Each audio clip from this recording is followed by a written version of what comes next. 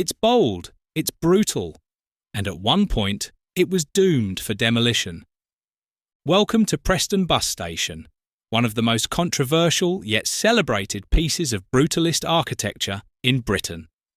Designed in the 1960s, threatened with destruction, and later reborn, this structure has a story like no other. So, what makes Preston Bus Station so special? And how did it go from being Britain's ugliest to a Grade 2 listed landmark? Let's dive into its fascinating journey. In the late 1960s, Preston was booming and it needed a transport hub to match. The answer? A gigantic futuristic bus station. Designed by Keith Ingham and Charles Wilson from Building Design Partnership and engineered by Over Arup & Partners, this structure was huge, so big in fact that some claim it was the second largest bus station in Western Europe. With space for 80 double-decker buses and 1,100 cars in its multi-storey car park, it wasn't just functional, it was a statement. But its most iconic feature? Those sweeping, curved concrete balconies, a brutalist signature that gave the station its distinct look. Preston Bus Station was built for efficiency, but it also became a symbol of brutalist architecture, a style loved by some and loathed by others. Its raw concrete, towering size and futuristic design made it stand out, but not always in a good way. Some saw it as an architectural masterpiece, praised by the 20th Century Society as one of the UK's most important brutalist buildings. Others, they just thought it was ugly. But while opinions were divided, the real challenge came in the 2000s, when plans surfaced to demolish the station entirely.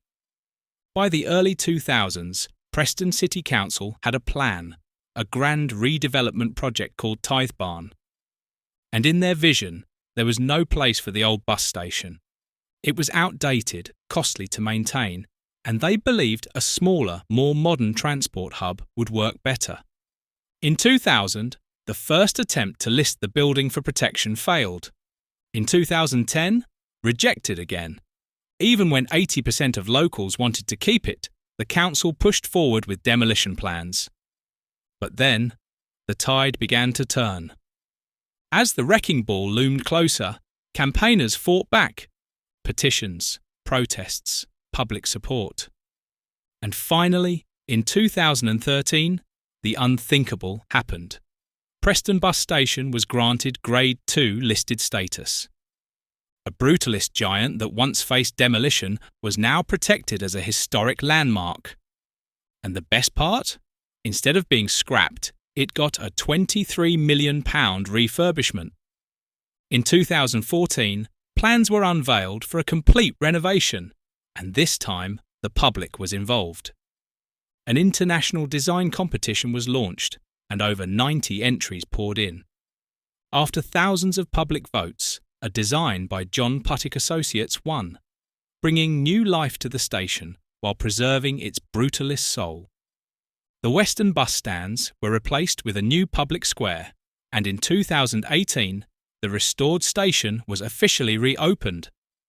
Preston Bus Station went from being a doomed relic to an award-winning landmark.